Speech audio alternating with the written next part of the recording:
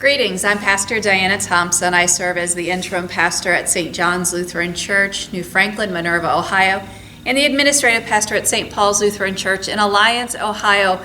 Welcome, and I'm glad you're here. We are on our 16th episode of the Bible study of the Gospel according to St. Luke. I am excited that you're here. For those of you who've been with me this whole time, thank you for sticking with me.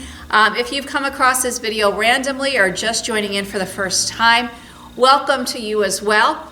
All the videos are available on my YouTube channel, so feel free to check that out. There's also some other videos there as well. Before we go any further into our time of study together, I encourage you to have a Bible translation of your choice, whether it's a printed or a digital version. And then I encourage you to also have a notebook and a pen and pencil. This way you can write down your thoughts, your reflections, your questions, anything you might want to keep for your own personal spiritual growth, or maybe questions you want to ask me. At the end of the video is all my contact information. You can post in the comments on the YouTube channel, or you can reach me at any of my social media or my email if you don't want to share your thoughts or questions publicly. So again, I invite you to interact with each other and with this video as best we can. So as we get into our episode today, we are still in Jesus' ministry in Galilee, which runs from chapter 4, verse 14 through chapter 9, verse 50. Today we're focusing on Jesus' teaching. We're continuing in the Sermon on the Plain, and we will be discussing loving your enemies, judging others, and then we'll be entering into some parables, concluding with a tree and its fruit. So we're going chapter 6, verse 27, all the way through chapter 6, verse 45. So I invite you to join in this time together. It is part of my tradition to review the themes that Luke carries in his writing, and Luke is also the author of the book of Acts, so you'll see these same themes carried out in that book as well. And there's 6 themes that he has running throughout his writing. And those themes are 1, God's redemptive purposes. 2, salvation for all alike. 3, the blessings of poverty and the dangers of wealth. 4, table fellowship. 5, the role of a disciple. And 6, the importance of an accurate witness. I always review those because it's helpful to have those fresh in our minds as we enter into our time of study and see where Luke is focusing during our time together. So some general thoughts before we go directly into the text. Remember, we're still in the Sermon on the Plain, and this is a sermon to Jesus' disciples, those who have chosen to listen and to become students of Jesus. So this is to his disciples and the 12 apostles. Remember, anyone who wanted to listen to Jesus was considered a disciple or a student. The apostles were the 12 that Jesus had pulled apart to serve as an inner circle and ultimately would be the leadership team of the early church after his death. So some of the things that we're going to explore in our time together is kind of the clarification of what type of life a disciple is expected to lead. So we're going to see some clear direction about what it means to be a student of Jesus, what it is to follow in Jesus' example. And then we're going to also go deeply into how do we respond when we're attacked, which is love for enemies. How do we reflect God's mercy, which is judging others. And then the next part, the 3 parables, is about what does a faithful life as a disciple look like. Ultimately talking about a tree and its fruit. What fruits do we bear in the world? So we're going to begin with love for enemies, which is chapter 6, verses 20 through 36. And again, these are teaching moments. These are instructional pieces for Jesus' disciples. So I'm going to read those verses, and then we're going to go into them a little more deeply. Jesus says, "But I say to you that listen, love your enemies, do good to those who hate you, bless those who curse you, pray for those who abuse you. If anyone strikes you on the cheek, offer the other also. And from anyone who takes away your coat, do not withhold even your shirt. Give to everyone who begs from you, and if anyone takes away your goods, do not ask for them again. Do to others as you would have them do to you. If you love those who love you, what credit is that to you? For even sinners love those who love them. If you do good to those who do good to you, what credit is that to you? For even sinners do the same. If you lend to those from whom you hope to receive, what credit is that to you? Even sinners lend to sinners to receive as much again. But love your enemies. Do good and lend. Expect nothing in return.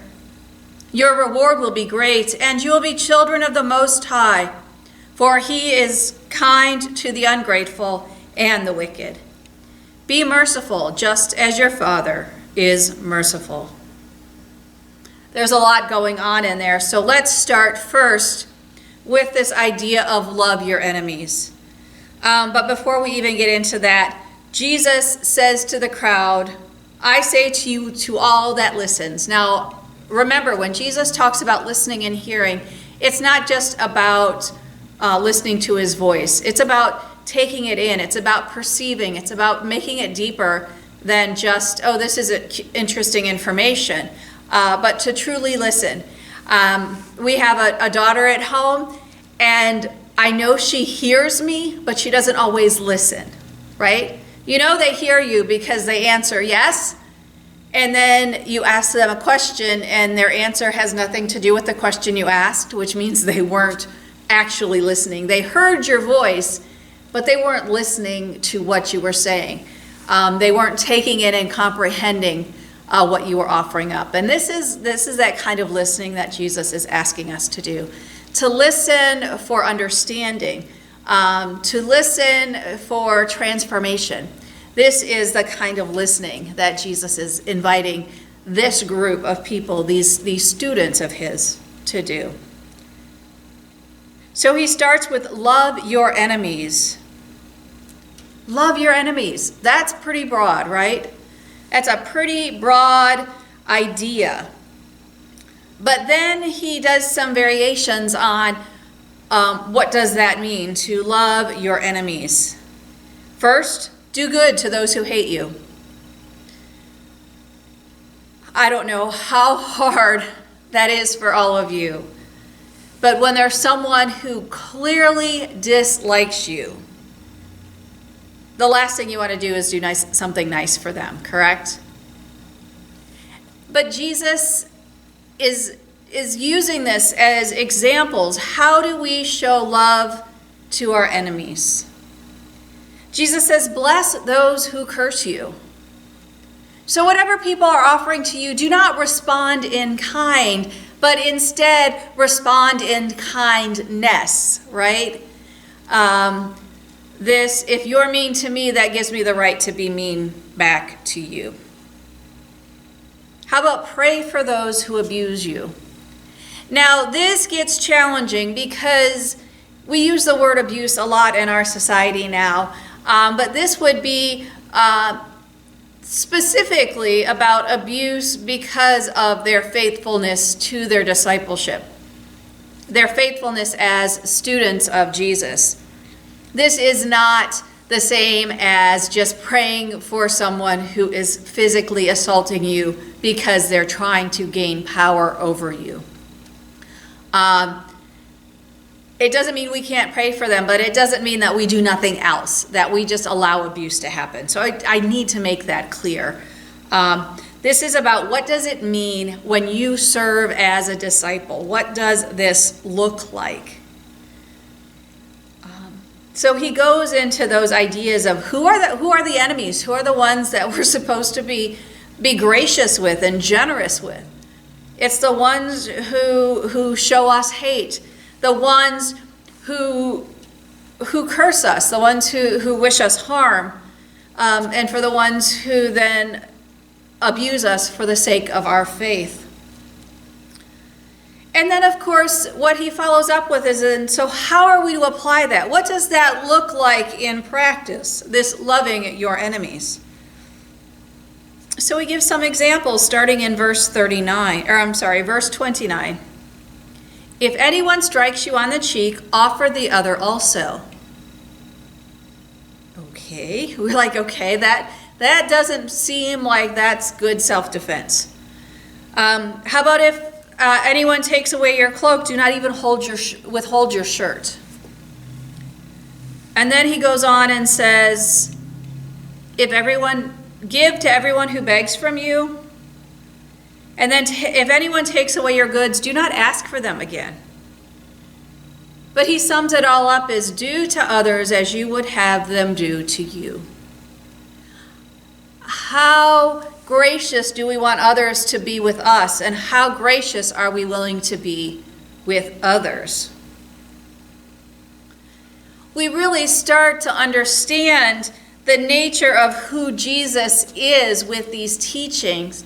And if you think about it, this is exactly how Jesus responds to his opponents. He doesn't ignore their questions or their snide comments, but he also doesn't intentionally escalate situations. He won't, he will always speak what he knows to be the truth, but he won't hide from the reality that people will be rejecting him, that people will not want to accept what he is offering to them and what he is teaching. So this is the heart of where Jesus starts to teach his disciples. Remember, we had the blessings and the woes. And now this is the kind of feet on the ground. How do we start to live this out? And the fact that he starts with love your enemies, I think is pretty impressive, because he could have started somewhere else, right? He could have started with anything, but he started with love your enemies.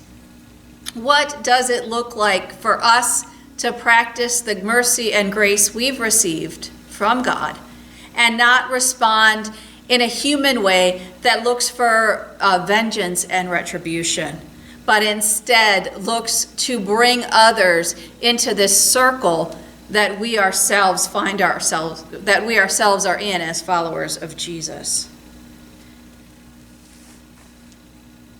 We all know the saying, right? You catch more flies with honey than vinegar. I think there's a little bit of what's going on with that in these teachings as well. But the other part is what comes in verses 32 and following. This idea that we are to act in an ethical and moral way that denies retribution and vindication from other people. So I think that's really the key. So let's go into those. So first, Jesus starts with these questions of,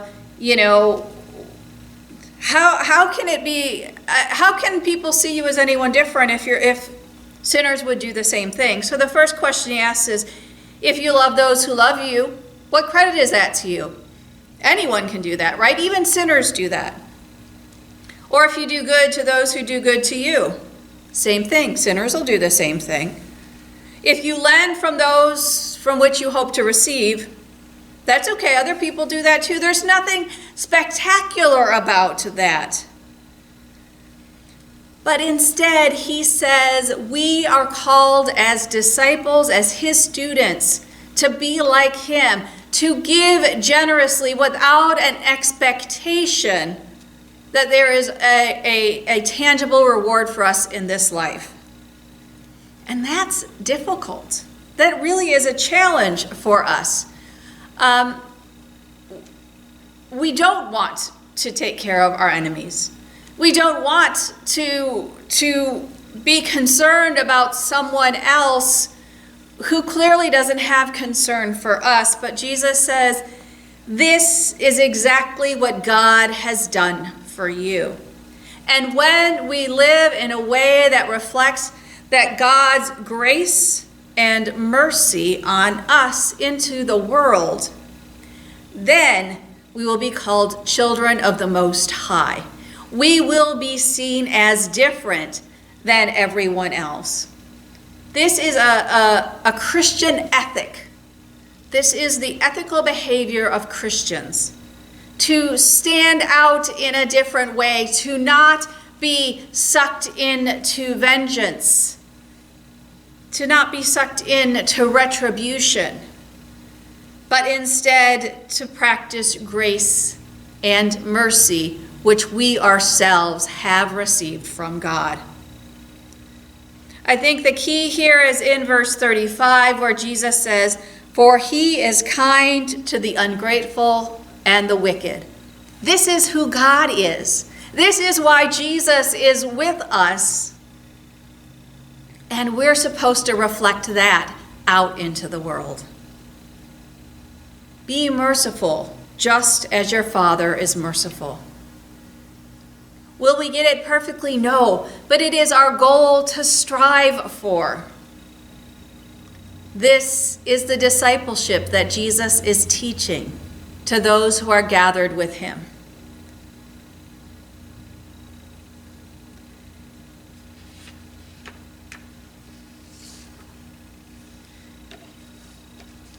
So some people would argue that there's, who does this really apply to? Is this about Jesus in the Roman Empire? Is this a bigger ethical saying? And obviously for us, it's not just about Jesus in his own time, but about how we live as disciples. Because let's be honest, humanity and our nature as humans hasn't really changed in 2,000 years. There's still oppressive governments. There's still people who are seeking power by oppressing other people. There's still this idea that if you don't 100% agree with me, you are my enemy. That we cannot find common ground. That we cannot care for each other. And we must consider the other as completely separate and unworthy of God's grace and love. And Jesus continues to break that down. Our role as disciples is to be merciful as God is merciful. And if that means being countercultural, if that means standing up to oppression, if that means setting captives free like Jesus announced in Luke, then that is what we are to do. And that is who we are to be. So let's go into this a little bit more. When we talk about, if anyone strikes you, turn the other cheek. If anyone abuses you, pray for them. Do you really think that Jesus is expecting us to intentionally stand and take abuse? Or is this when our faith places us in situations where we are exposed to these experiences, we stand in faith and we don't seek to escalate violence? Does that mean that we continue to allow abusers to walk around and get away with it? I don't think that's what he's saying. But when we are doing Christ's work, we will have people who do not want us there. And they will find ways to break us down, to limit us, to coerce us or overwhelm us so that we walk away. And Jesus says, respond with grace and mercy, not with equal violence. Do to others as you would have them do to you, not do unto others as they have done to you.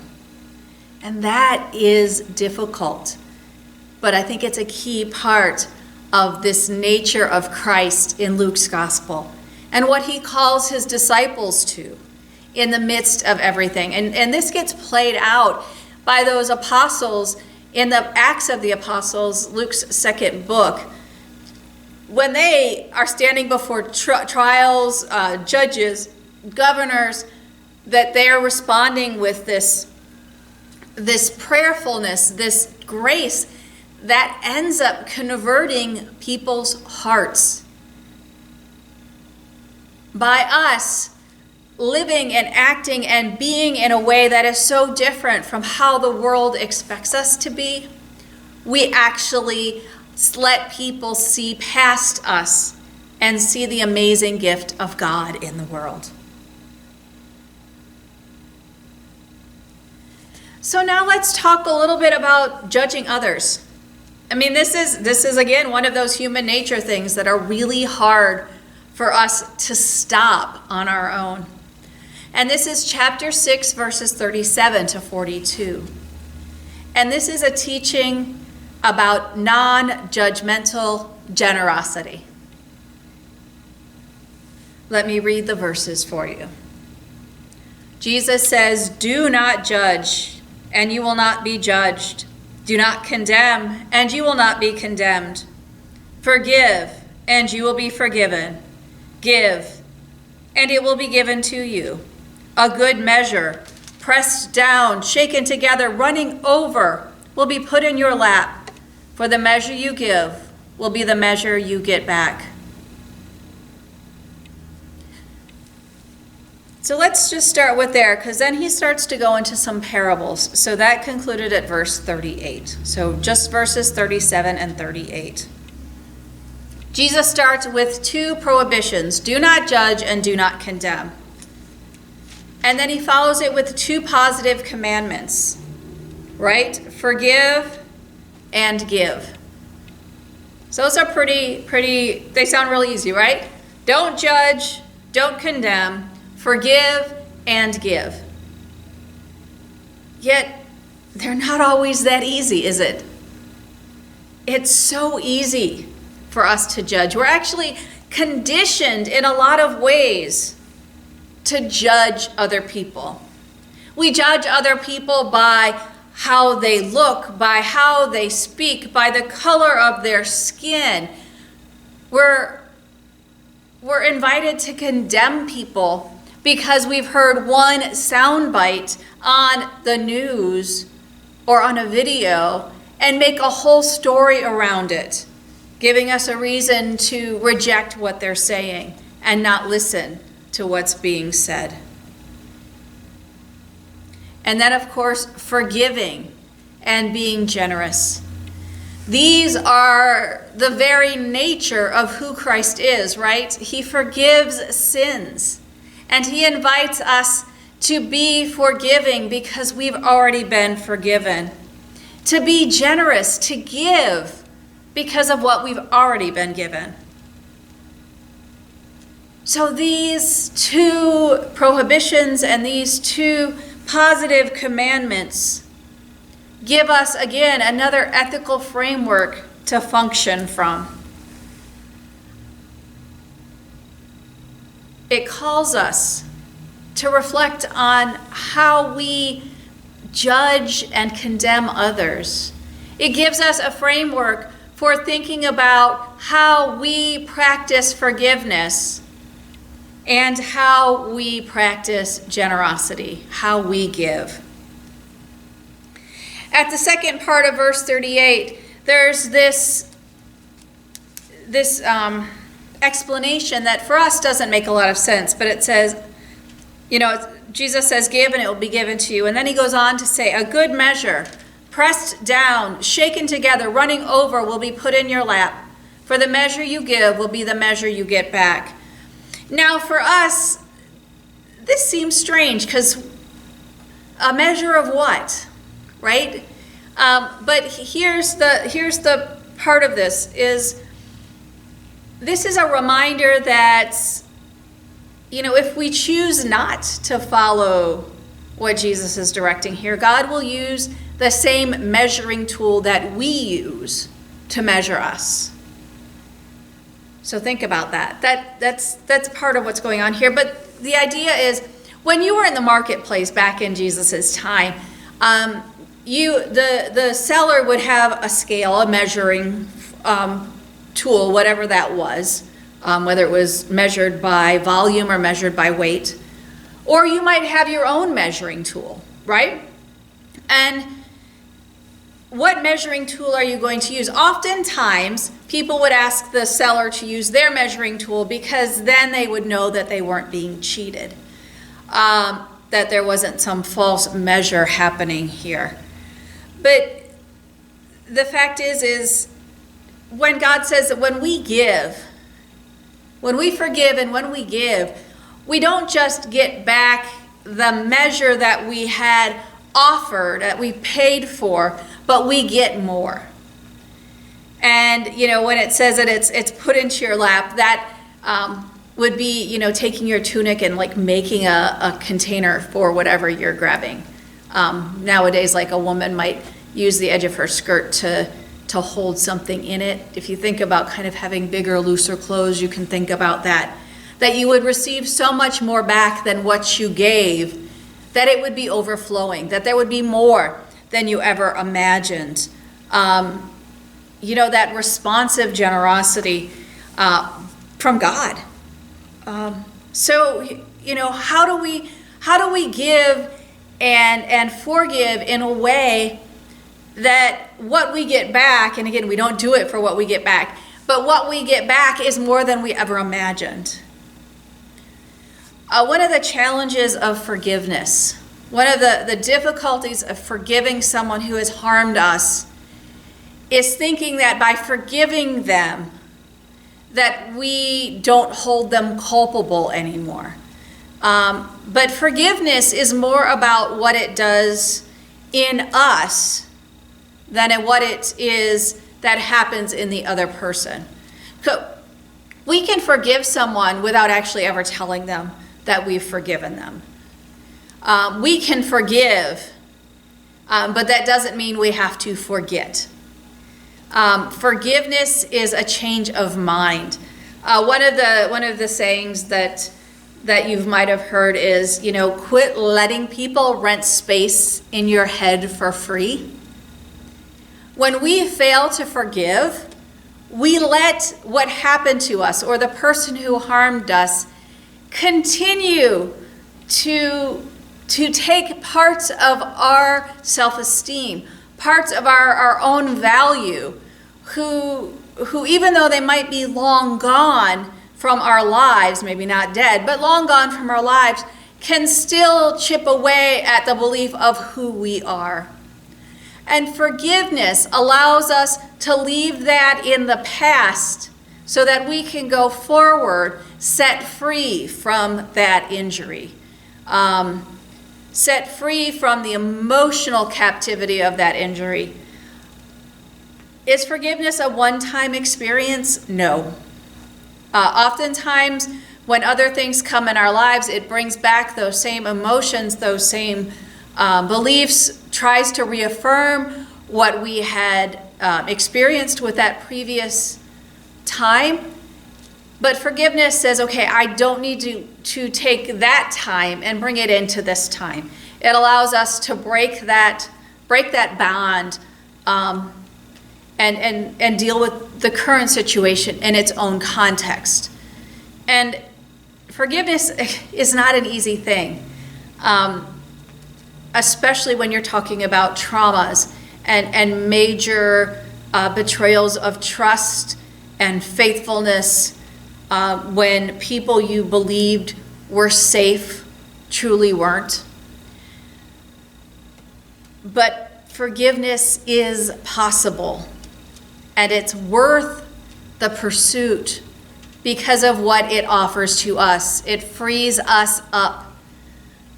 Just as we can be lightened by God's forgiveness of our brokenness, by forgiving others' brokenness and the harm it causes us, we can move forward. Now, that doesn't mean that we continue to allow harm to happen to us. And that's a whole study in itself. But forgiving is not forgetting. Forgiving is letting go of the past and making sure that we are as safe as we can be in our present and in our future, even if that means that we break relationship with the one who has caused us harm, because they're not ready for the transformation. They're not ready to live in a new way that allows for safe relationship.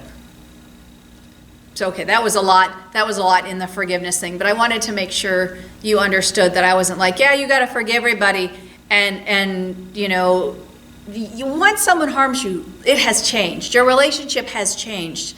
Forgiveness allows you to move forward, but it doesn't mean that you have to maintain that same relationship with the one who harmed you. So just want to make sure we say that, because I know some people are like, oh, they've used it as you know, justification for people staying in abusive relationships. They've used it as justification for people to shut down people's concerns when their lives are threatened. Well, you have to forgive them. Forgiveness is a process, not an instant thing, and it has a lot of other components to it. So again, we back into this idea of receiving back in the measure that you gave. Now Jesus starts into these series of parables, and there's actually 4 parables that come into being in the Sermon of the Plain. We're going to see 3 of them today. The 4th one is the sower and the seed, which we'll get into in a week or so. So the first parable, and this connects directly to this idea of what does it mean to live out your discipleship life? What does it look like? And they connect to this idea of non-judgment, this first one for sure. So let's look at these first parable. The first parable is starts at verse 39. Jesus also told them a parable. Can a blind person guide a blind person? Will not both fall into a pit? A disciple is not above the teacher, but everyone who is qualified will be like the teacher. So the first parable, it's the blind leading the blind, right? There's actually an Old Testament verse that talks about that as well. So what does this discipleship life look like? It means to be fully prepared, to truly be a student, so that you can be as much like the teacher as possible. You'll never fully be the teacher, right? The teacher is who he is. We cannot fully be Jesus, but we can live as close to that as possible. But we need to be prepared. We need to be a student, because if we who say we are disciples of Jesus don't continue to grow in our understanding and in our faith, are blind people leading blind people. The teacher has to have more wisdom than the student. And when we stop learning, then we can no longer continue to teach, because we aren't prepared for the students that are coming. So again, Jesus wants all of us to understand he is the teacher. We are all students, but yet we are still continued as disciples to be teachers of others. So we need to be qualified to be a leader. We need to be deep into Scripture and growing in our own faith. But we're striving to be like the teacher. The next parable Jesus talks about starts at verse 41. Why do you see the speck in your neighbor's eye, but do not notice the log in your own? Or how can you say to your neighbor, friend, let me take the speck out of your eye, when you yourself do not see the log in your own eye? You hypocrite, first take the log out of your own eye, and then you will see clearly to take the speck out of your neighbor's eye. Now, this next parable, I really think talks about that non-judgmental generosity. We are, again, as I said, quick to judge, quick to correct other people. But Jesus says, you know what? When we are so quick to correct and judge other people, we often are unwilling to look at our own faults and failings. And a good disciple recognizes their own failings, recognizes that they don't have all the answers. The story that comes to mind for me when I read this is Peter in the book of Acts, when he is praying on the roof of a house, and he has a vision of God bringing down all of these foods that Peter would have seen as unclean and telling him to eat. And Peter saying, I can't eat that, they're unclean. And ultimately God saying to him, there is nothing that I've created that's unclean. And it's not about food, but what God was referring to in that vision was that there is no one outside of God's grace. For Peter was then called to a Gentile to bring healing and to share the word of God with him. But Peter at that time was still convinced that the only people he was to share the good news with was other Jews. So this recognition of our own short-sightedness, the log in our eye, our own brokenness, to be cautious of ignoring our own needs for growth and healing and enlightenment and wisdom, because we're so busy trying to fix everyone else by telling them what's wrong with them, rather than working on our own needs for growth. So those are the first two parables. And they talk a little bit about this ethic of what it means to be a disciple, but it also talks about the action that must be taken. That disciples are never done studying. They're never done reflecting on their own growth, whether it is knowledge about Christ or their own spiritual or emotional stability and well-being. We can't ignore our own need for growth so that we can focus on fixing everyone else. The third parable Jesus talks about is the fruits of trees. And this is verses 6:43 to 45. Jesus continues, "No good tree bears bad fruit, nor does any bad tree bear good fruit. For each tree is known by its own fruit. Figs are not gathered from thorns, nor are grapes picked from a bramble bush.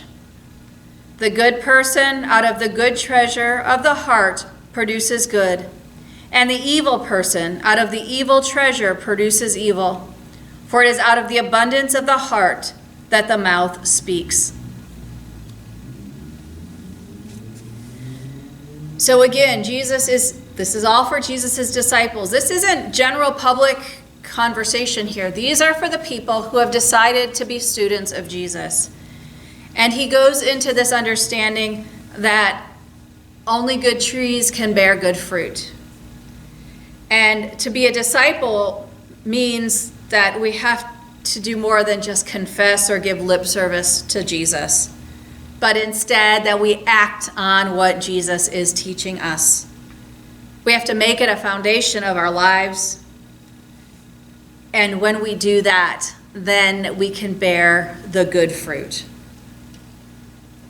Now, the metaphor of fruit as an equivalent for one's character is found in the Old Testament, in Jeremiah and in Hebrew, and then in the New Testament in Hebrews.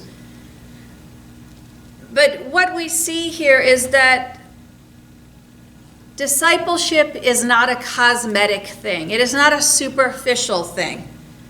But that who we are as disciples comes from deep within us, from our heart, right? If our heart is good, then we will bear good fruit. But if our heart is holding evil, if our intentions are wrong, we cannot bear good fruit.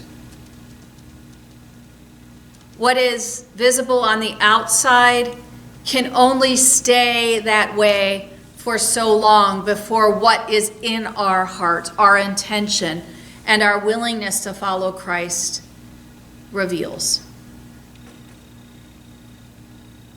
We are called to live a life with integrity and faithfulness that is not just on the outside.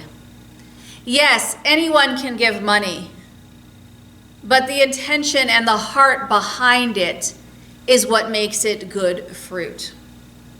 But let's be honest, people can throw money at a good cause, but the fact is they're also doing things that undermine the greater good. When we are truly being good fruit-bearing trees, we can't, in any good conscience, do things that knowingly harm other people. Instead, it becomes a whole life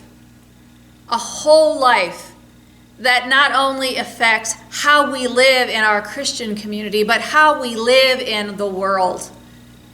So our intentions and our integrity are stable across the board. This is that good tree, good fruit. Ultimately, we have this beautiful gift of the good news of Christ. We have this way of being disciples that Jesus begins to teach us in this Sermon on the Plain, but will reveal more deeply throughout all the scriptures. And when we walk in that way, we can't help but reflect on our own brokenness, on our own need for more knowledge of Christ, for healing of our own brokenness, for confessing our own sinfulness, but ultimately for living a life of integrity that shows and bears good fruit in the world in all aspects of our lives.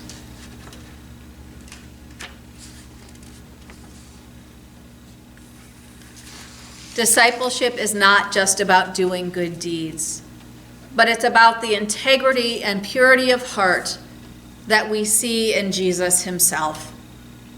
Jesus was willing to die on a cross for all of us. His words are not hollow, but fulfilling and full.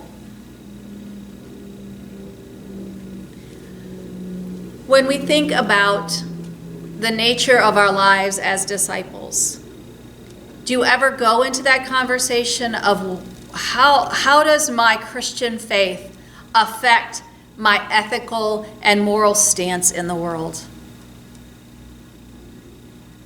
Ultimately, I think that's the heart of where Jesus goes with all of this. If we truly believe that Christ died for all, then we do need to love our neighbors.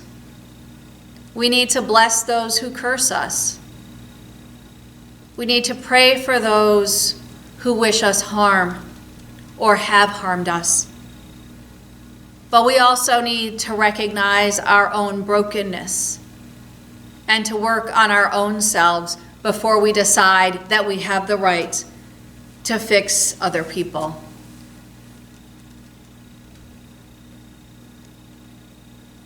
These teachings, though they're not absolutely specific, are great foundational pieces for creating and building your own Christian moral base, your ethical foundation.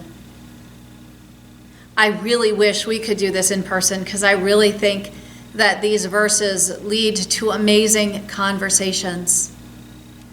So again, I invite you and encourage you, if you have comments, thoughts, reflections, please share them. Allow other people into this dialogue.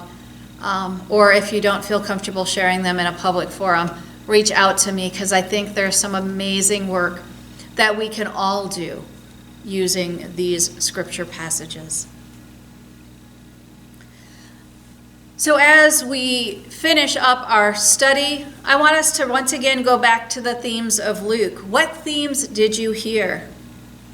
What's the nature of God's redemptive purposes? Was that in here? I think so. I think we see the nature of discipleship life and the fact that it is a redemptive process for all of us. How about the theme of salvation for all alike? Not specifically, but again, what does our life of discipleship lead to? it leads to that invitation of salvation. The third theme, the blessings of poverty and the dangers of wealth. No, we're not really seeing that in these particular passages. How about 4, table fellowship? Again, not a key part of these. How about theme 5, the role of a disciple? Absolutely. I think this is the heart of what these passages are about. What is the role of a disciple? How are we to live in the world? And then 6, the importance of an accurate witness. Again, how do we witness? If we're not good students of Christ, even though we say we are, if we're not actually doing that work, how can we be accurate witnesses of what Jesus is about? So our homework is a little deeper than some of our other ones because I'm really going to ask you to do some self-reflection. So the first part of your homework is to think about loving one's enemies. And Jesus doesn't make any easy way out of this teaching. So what is your biggest challenge to loving your enemies? How does our desire for vengeance or retaliation make loving enemies difficult? The second part of your homework is that we are conditioned to judge, right? Let's not pretend otherwise. How are you working through your own propensity to judge others? And more importantly, how are you working through your own places for growth? How are you seeing the log in your own eye before you tell your neighbor about the speck in theirs? And 3, thinking about the 3 parables that we reflected on. What do they tell you about yourself or your life as a disciple? And then the question, how are you growing in wisdom, faith, and a life as a follower of Jesus? Like I said, our homework's a little bit deeper than some of the other ones, but these texts are texts for us. They were a text for his contemporaries when he shared them the first time, but they're texts for us as disciples today. So I invite you to take time to reflect on those questions. They're not easy. You might even get stumped, and that's okay. But I want you to think about them and explore them and consider them. In closing today, I want to give you a heads up of what we're going to look at in our next episode. So we're going to start at chapter 6, verse 46, and end at chapter 7, verse 17. And we're going to explore the men who built houses on the 2 different foundations. Jesus heals a centurion's servant, and Jesus raises the widow's son at Nain. So that's chapter 6, 46 through chapter 7, verse 17. Once again, thank you for joining me. If you have any questions, reflections, comment on the YouTube channel, or you can message me. You'll see all my contacts here at the end of the video. As always, it's a joy to have you with me. I wish we were in person so we could have deeper dialogue. But I hope you take me up on the offer to dialogue with me through one of these other media options. Grace and peace to you, my dear Theophilus. God is with you.